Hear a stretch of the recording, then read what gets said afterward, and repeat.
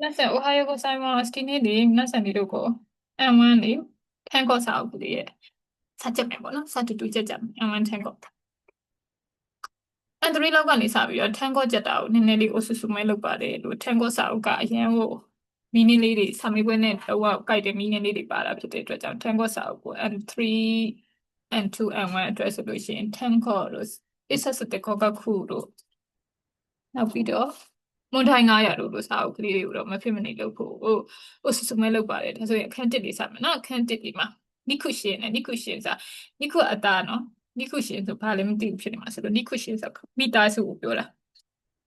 ခိုးရင်တော့ခါစုခုအခုကနိခုရှင်ရောက်ပါM1ရောက်တော့နိခုရှင်ဖြစ်သွားတယ်ခါစုခုဒါဆိုတလုံးချင်းစီစာပြီးကြည့်အောင်မိဦးချီဆိုတာဆွေမျိုးတွေကိုပြောတာပါစပယ်ဖျက်အရင်ရှိပါမယ်တဲ့ကိုဒါတက်စီပြီးဒါပဲဖက်အောင်ဖတ်ပြလိုက်ပါမယ်身内に医者がいると何かと安心たすらが、မိသားစုထဲမှာ sorry ဆွေမျိုးတွေမှာဆရာဝန်ကရှိမယ်ဆိုလို့ရှိရင်တစ်ခုခုဆိုလို့ရှိရင်စိတ်အေးရပါတယ်တဲ့ဘာပဲဖြစ်ဖြစ်စိတ်အေးရပါတယ်နောက်တစ်ခုနိခုရှင်ဆိုတာကဆွေရင်းမျိုးရင်းမိသားစုတွေကိုပြောတာပါချစ်ချစ်ကထားခိုင်းရှိဆိုတာအကွယ်လွန်သွားတာเนาะဖေဖေကထိသွားတာကိုပြောတာထားခိုင်းရှိနိခုရှင်နိအနိတခေနိနာတဆိုတာကဆွေရင်းမျိုးရင်းဆိုလို့အကိုသားချင်းထားခဲ့ဆိုအကိုသားချင်းရှိတော့တယ်ပေါ့နော်ဟိုက်ကူရှာဆိုတာကကိုရဲ့အိမ်ထောင်ဖက်ကိုပြောတာပါဟိုက်ကူရှာနော်ဥမှုဆိုတာနော်အာရိနဲ့နာရှိနဲ့ဟိုကလေခန်းကြီးလေးနှလုံးကက်ရေးထားတာနော်ဥမှုကိုခိုချီတာနေခိုက်ထက်ခရဆိုင်ဆိုတာကအိမ်ထောင်ဘက်ရှိမရှိဆိုတာလေးကိုဒီနေရာလေးမှာရေးပါလို့ပြောတာနော်ဥမှုဆိုတာရှိမရှိကိုပြောတာနော်နောက်တစ်ခုကခခေဆိုတာမိသားစု relative ပေါ့အဆက်အနွယ်ပေါ့နော်မိသားစုအဆက်အနွယ်ပဲပြောရမှာပေါ့ဒါခန့်ခေရဲ့ခေဒီကခစုကူရဲ့ဟာလေးဆိုတော့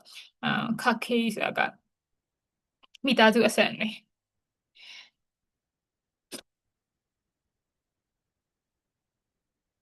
自分のルシを知るために家系図を作ったဆိုပါကိုယ့်ရဲ့လို့ပြောရမလဲကိုယ့်ရဲ့မိသားစုအဆက်အနွယ်ကိုသိဖို့အတွက်ဆိုလို့ရှိရင်ခခေးဆိုစကူတာဆိုတာကဒါလေးဘယ်လိုဘာသာပြန်မလဲဆိုလို့ရှိရင် family tree ကိုပြောရတယ်လားမိသားစုဆက်နွယ်တဲ့ပုံစံလေးကိုလောက်ထားပါဆိုတော့ထပ်သွဲပါဆိုလို့ရှိရင်ကွာတို့ဖေဖေမိရှိမလားပြင်မှာကလေးလေးတွေရှိရလို့ပါတော့လို့ family tree ကိုပြောတာနော်ခခေးဆိုတာနောက်တစ်ခုကအိုဖူခရိုဆိုတာမိမိကိုပြောတာပါနော်အိုဖူခရိုဆိုတာမိမိကိုပြောတာပါ今の電話誰からအခုဘယ်သူစီရလဲအိုဖူခရိုမိမိစီကပါတဲ့အဲ့ဆိုလို့ရှိရင်နောက်တစ်ခုကြည့်အောင်親父ဆိုတာဖေဖေကိုပြောတာပါမုစကိုကနေပြီး親父တဲ့まだ帰ってないそうတဲ့ဖေဖေတဲ့ပြင်မလာသေးဘူးလားတဲ့အဲ့နဲ့မိမိကနေပြီးတော့今日も飲んでるんじゃないဒီနေ့လေတောက်နေရတာတဲ့အိုဖူခရိုကမိမိ親父ကဖေဖေပါအဲ့ဒါနောက်တစ်မျက်နှာသွားရအောင်ရောက်ခုစုစာပေးပို့ဒီဖုံးဆက်ဒီဆိုတဲ့အဓိပ္ပာယ်နော်ရောက်ခုစုပေးပို့ဒီဖုံးဆက်ဒီကျော့အပိုက်တို့ဟမ်ကိုမင်းအပေါ်အကြောင်းလေးနော်ရောက်ခုစုဆိုပေးပို့ဒီဆိုတော့ရှုနိအချီတူကတပတ်မှတစ်ချိန်လောက်ကတော့ဟာအိုယာကဓမ္မရောက်ခုစုဆိုတာကမိမိစီကနေဖုံးဆက်ပါတယ်ပြောတာပေါ့နော်ရောက်ခုစုဆိုတာပေးပို့ဒီဆိုပေမဲ့ဖုံးဆက်တဲ့နေရာမှာလည်းတုံးနေပေါ့နော်နောက်တစ်ခုကြည့်ရအောင်ညောဖို့ဆိုတာလေညောဖို့ဆိုတာဟိုစနီကိုယ့်ရဲ့မိန်းမစနီအခုဆန်လို့စွတ်မဆန်လို့မဟုတ်တော့ဘူးနော်ညောဖို့ဆိုတာကိုယ့်ရဲ့စနီမိန်းမကိုပြောတာပါခေတ်အဖိုက်တို့တဲ့ဒီနေ့တစ်ခွက်လောက်ဘယ်လိုလဲဆိုလို့ရှိရင်ညောဖို့ကဥရုဆိုင်ခါရခါရူရောတဲ့အမျိုးသမီးကကိုယ့်ရဲ့မိန်းမနှုတ်နစားလို့ပြန်တော့မယ်တဲ့ပြန်မယ်လေတဲ့ညောဖို့နော်ဟိုးရင်တော့ဆိုစွတ်မဆန်လို့ဘာလို့ဆိုပေမဲ့ခွန်ညောဖို့နောက်တစ်ခုကြည့်အောင်နော်ထိတ်ရှူဆိုတာလေဟိုခင်မွန်ဒါပေမဲ့တော့အိမ်ကြီးရှင်နေပါပြီပေါ့နော်ပြောထိတ်ရှူဆိုတာအိမ်ကြီးရှင်ပေါ့နော်ဒါဆိုရင်အရေးပါတော့ဆိုခန်းကြီးလေးနော်ထိတ်ရှူအိမ်ကြီးရှင်ခေါ်ရှုခြင်းအဲခေါ်ရှုခြင်းအမျိုးသားကနေပြီးတော့the tenning ဖူနေနော်နော် tenning ဖူနေနော်ဆိုခင်မွန်ကအလုတ်ထောင်နေတယ် tenning ဖူနေဆိုတာလေအလုတ်ထောင်နေပြချောင်းပြောင်းရမှာလားပေါ့နော်နော်ဆိုတာဒါနဲ့ထိတ်ရှူကဆိုတာကလေကိုယ့်ရဲ့ခင်မွန်ကလို့ပြောထိတ်ရှူကခင်ခိတဲ့ယူစုကဤတဲ့ စာလေးနည်းနည်းပြန်ချုပ်လိုက်အောင်မယ်နော်ဤဦးချာနိုင်နဲ့ခင်မကတက်ကြွပြီးတော့အိမ်မှာမရှိတာကောင်းတယ်လို့မပြောဘူးလားတဲ့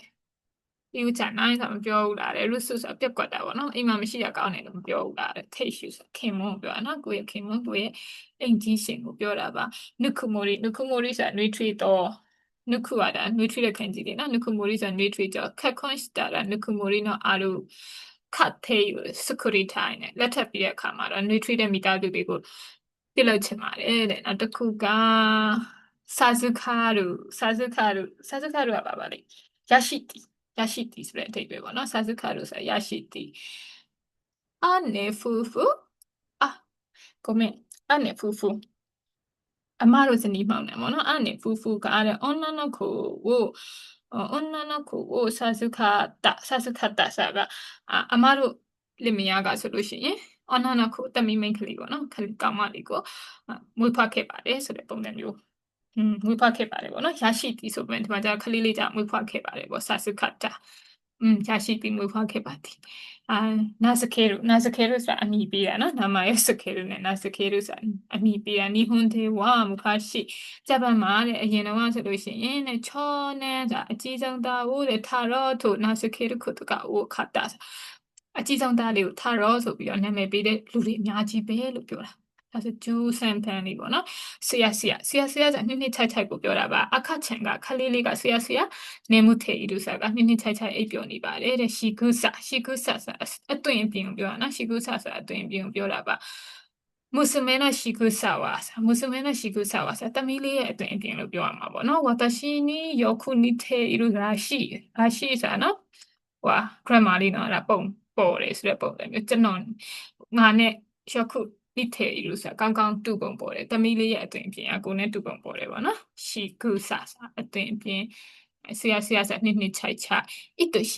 しいဆိုတာချစ်မြတ်နိုးသောဆိုတဲ့အဓိပ္ပာယ်愛しいチミのどうする子供が寝ている姿さပုံမှန်တဲ့လေးကိုပြောတာနော်ခလေးလေးအိပ်ပျော်နေတဲ့ပုံစံလေးက愛しくてたまらないဆိုတာချစ်စရာကောင်းလို့နေပေါ့နော်ဘာထက်たまらないလို့ပါလို့ဆိုတာ grammar လေးတွေနော်ဒါလွန်လို့တိမခံနိုင်ဘူးဆိုတဲ့အဓိပ္ပာယ်မျိုးလားချစ်စရာကောင်းလို့ဆိုတဲ့ပုံစံမျိုးပေါ့နော်ခလေးလေးအိပ်နေတဲ့ပုံစံချစ်စရာကောင်းလို့နောက်တစ်ခုကနာစခုဆိုတဲ့အဓိပ္ပာယ်ကခင်တွေ့သည်ရင်းနှီးသည်ဆိုတာမျိုးပေါ့နော်နာစခုတော့ဆွဲခုဆိုအငယ်ဆုံးကလေးလေးနော်ဆွဲခုကတဲ့ချစ်ချစ်အိုရနီနခနခနစခနိုင်ဆိုတာကအငယ်ဆုံးကလေးလေးရဆိုလို့ရှိရင်တဲ့ဖေကိုအမြဲတမ်းလို့ဟုတ်ပါဘူးကလေးလေးဖေပေါ်မှာဆိုလို့ရှိရင်တဲ့နခဆိုတဲ့အဓိပ္ပာယ်တော်တော်နဲ့နာစခနိုင်ဆိုတော့နိုင်ပါဖြစ်မခင်တွေ့ဘူးလို့ပြောမှာပေါ့နော်အငယ်ဆုံးကလေးလေးဟာတဲ့ဖေကိုတော်တော်နဲ့မခင်တွေ့ဘူးနာစခုဆိုတာခင်မင်းရင်းနှီးတွေ့တာလားဆိုတော့ဒီမှာနခနာစခနိုင်ဆိုတော့တော်တော်နဲ့ဖေကိုမခင်တွေ့ဘူးနောက်တစ်ခုကနေထားတို့ဆိုပူစားတာဟုတ်လားနော်ကလေးလေးပူစားနေထားတို့အီမိုတိုဝါချီချီနိညီမလေးကတဲ့ဖေကိုလည်းရောက်ခုအမိုးချဆိုတာကစားစရာလေရောက်ခုကမကြခဏနေတဲ့ဤလူစားမကြခဏပူစားတယ်ဟုတ်နော်နောက်တစ်ခုစနေတို့ဆိုစိတ်ကောက်တာစနေတို့ဆိုစိတ်ကောက်တာကိုပြောပါအီမိုတိုဝါတဲ့ဂျီဘွန်းနော်ဝါခမမဆိုတကူကောင်းဆန်တာဝါခမမကထိုးရနိုင်ထိုးဆိုတာလေမဖြစ်လာလို့ရှိရင်လို့ပြောမှာပေါ့နော်သူတကူကောင်းဆက်နေတဲ့အတိုင်းမဖြစ်လာဘူးဆိုလို့ရှိရင်စုပုချက်ချင်းကိုစနေရုချက်ချင်းကိုစိတ်ကောက်တာစနေရုစိတ်ကောက်တာနော်အီမိုတို့ကညမလေးကသူဖြစ်ချင်တဲ့အတိုင်းတကူကောင်းဆက်နေတဲ့အတိုင်းထိုးရနိုင်ထိုးမဖြစ်လာဘူးဆိုလို့ရှိရင်ချက်ချင်းကိုစိတ်ကောက်တာနောက်တစ်ခုကစာရှိစုဆိုတာလေဟိုအမိန်ပေးတယ်ဆိုတော့အထိတ်ပဲပေါ့နော်幼い頃からさငယ်တဲ့အချိန်တုန်းကဝါတာရှိကအာနီနီအကိုစီကနေပြီးတော့စာရှိစုစာရဲလို့ဆိုတာအမိန်ပေးခြင်းခံရတာပေါ့နော်စာရှိစုစာရဲလို့နော်ခံရတာနော်နော်ကယာဒတာအကိုစီကနေအမိန်ပေးခံရတာအောင်မုန်းတယ်လို့ပြောတာပေါ့နော်နောက်တစ်ခုကယောခိုတိုရီဆိုတာလေယောခိုဘေးတိုင်းနော်တိုရီကယူတာနော်ဘေးတိုင်းယူတယ်ဆိုလူယူတာနော်ယောခိုတိုရီဆိုလို့ဆိုတာဘေးတိုင်းတော့ဖြစ်ကုန်ပြီလူယူတာပေါ့နော်ခိုးတော့ခေါ်လို့ခလေးဘွားတော့ငါအာနီနီအစ်စမိုးအိုမိုချာအကိုစီကနေအမြဲတမ်းအိုမိုချဆိုတော့ကစားစရာလေးတွေကိုရောက်ခိုတိုရီစာလေးထားစာလူယူချင်းခံရပါတယ်တဲ့ဟမ်ပတ် ဟမ်ပါစစရုဆိုတဲ့အဓိပ္ပာယ်ကဘာပြောရလဲဆိုစန့်ကျင်တာအတိုက်ခံလောက်တာကိုပြောတာပေါ့နော်အစမိုအာနီနီဟမ်ပါစတဲ့အမြဲတမ်းအကုန်နဲ့အတိုက်ခံလောက်ပြီးတော့တဲ့ခံကနီနာထေရှိမာဆိုတာကဒဏ်ရာကြီးဒဏ်ရာရန်ဖြစ်တာခံကရန်ဖြစ်တာပေါ့နော်အမြဲတမ်းအကိုကိုဆန့်ကျင်ပြီးတော့ရန်ဖြစ်တယ်ရန်ဖြစ်ခဲ့ပါတယ်ပေါ့နော်ဒါဆိုရင်နောက်တစ်ခုကイエデスဆိုတာလေイエကအိမ်လေဒဲလူကထွက်တာအိမ်ကထွက်တယ်ဆိုအိမ်ပြေးနော်イエデスဆိုတာအိမ်ပြေးရီယောရှင်ကဥရုစခုတေဆိုတာကမိဘနှစ်ပါးကစုပူနေပြီးတော့တဲ့နန်းခိုင်ခイエデしたことがあるအကြိမ်ကြိမ်အိမ်ကနေထွက်ပြေးဖူးပါတယ်တဲ့အတက်ことがあるလို့ဘာလို့ဆိုတာနော်အတွေ့အကြုံကိုယ့်ရဲ့ခေခံအတွေ့အကြုံပြန်ပြောရင်သုံးတဲ့ grammar လေးတွေサクシャクするさガタガサဖြစ်တာကိုပြောတာပါサクシャクガタガサဖြစ်တာပါ些細なことが些細ရလေဟိုကတိတိမမကိစ္စလေးပေါ့နော်些細なことが理由でဆိုတာကလေအကြောင်းရင်းဖြစ်ပြီးပစ္စည်းညောင်းတော့တိတိမမကိစ္စလေးတွေကအကြောင်းရင်းဖြစ်ပြီးကျောတိုင်းတော့ခံခိကอืมギクシャクしたမိသားစုရဲ့ခံခေဆိုတာပတ်သက်ဆက်နွယ်မှုတွေကဆက်ဆံရေးပေါ့နော်မိသားစုရဲ့ဆက်ဆံရေးတွေကဆိုလို့ရှိရင်ကတောက်ကဆဖြစ်ခဲ့တယ်ကိခုရှာခုဆိုလို့ကတောက်ကဆဖြစ်တာဤခါရဲဆိုတာပြန်ပြောတည်ဆိုတဲ့အထိပ္ပယ်ပေါ့နော်ချစ်ချစ်အိုရာနော်ချုခုခုချစ်ချစ်အိုရာဆိုတာဖေဖေရဲ့ချုခုခုဆိုတာလေကွာတတိပေးဆုံးမတာကိုပြောတာပေါ့နော်ကိုတဲ့ဤခါရဲတဲ့ရှိခါရတဲ့ထားဆိုတာကECAS တဲ့ပြန်ပြောတာနော်ဖေဖေရဆုံးမတာကိုပြန်ခံပြောလို့ရှိခါရတဲ့ဒါဆိုအစုခံလိုက်ရပါစုခံရပါတယ်ပေါ့နော်ဒါ ECAS ဆိုတာပြန်ပြောတာနော်ဟာလို့ဟာလို့ဆိုတာလေအခိုင်အမာလောက်တာနော်တယူတန်ပြောတယ်လို့ပြောရမှာပေါ့နော်ဟာလို့ဆိုတာတယူတန်ပြောတာအနေပါအစမို့ဂျီဘုံကထားရရှိတော့ဟာလို့ဆိုတာအမအမြဲတမ်းအစမို့ဆိုအမြဲတမ်းဂျီဘုံကထားရရှိကိုမှန်တယ်ဆိုပြီးတော့ဟာလို့ဆိုတာတချို့ထိုးပြောတာတယူတန်ပြီးပြောတာနော်ဒါပြန်ခံပြောတာဒါတယူတန်ပြောတာနော်နောက်တစ်ခုကမွန်ကန်ဆိုတဲ့အဓိပ္ပာယ်ကဟိုဟာလေတတ်မှတ်ချိန်မှာတတ်မှတ်ချိန်ဒါခိခံတော့တတ်မှတ်တာမလားတတ်မှတ်ချိန်မှာအပြင်မထွက်ရဘူးဆိုတော့အမိတ်အဲ့ဒါဒါကခုနိနာထေမို့တဲ့တက္ကသိုလ်ကျောင်းဒါကကစီနာထေမို့ဆိုတာတက္ကသိုလ်ကျောင်းသားဖြစ်နေရတာမှာပဲမွန်ကန်ဝါဆိုတာကအဲ့လိုတတ်မှတ်ချိန်မှာအပြင်မထွက်ရဘူးဆိုတာကဂျူဂျီတာ10နာရီပေါ့နော်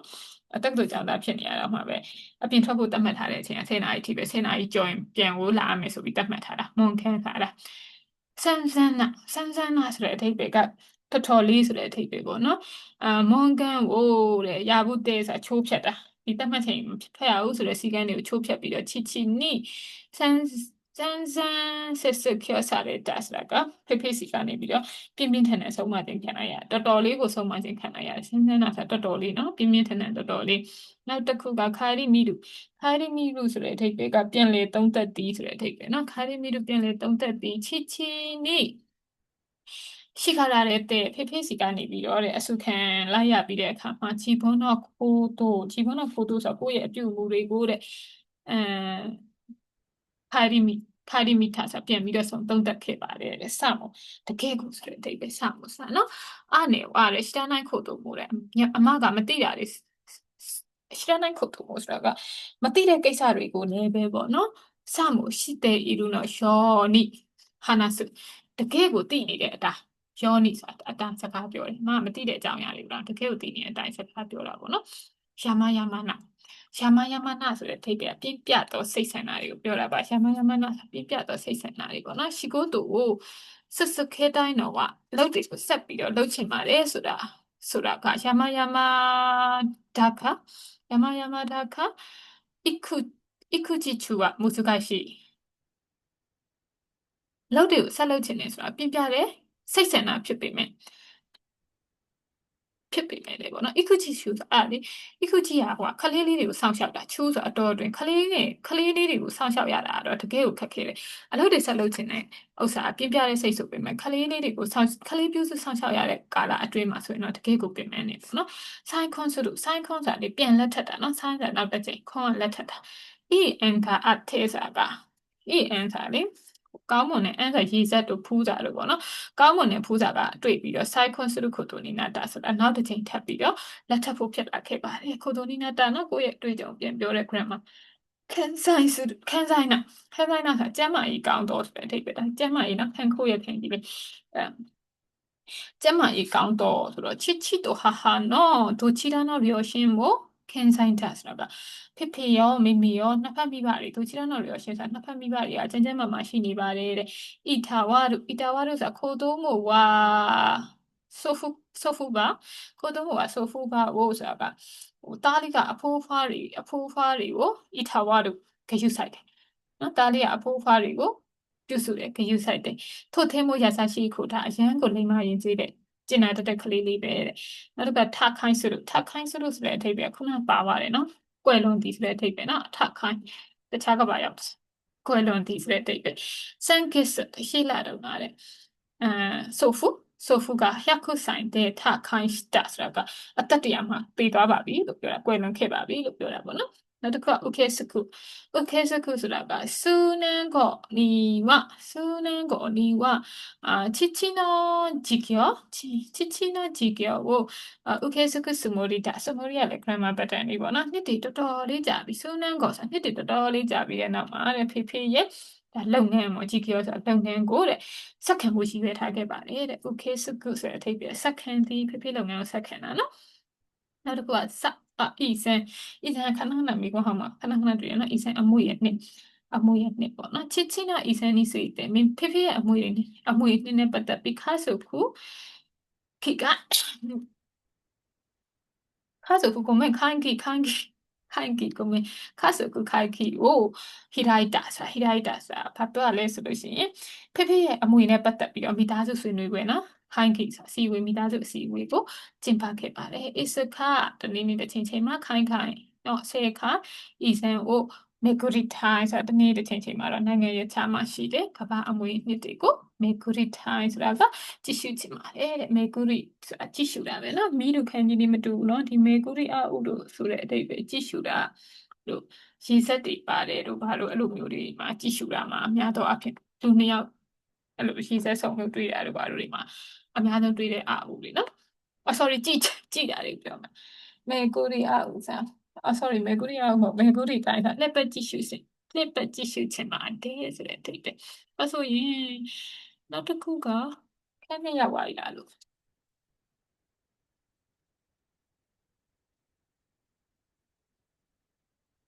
ဟာလေနော်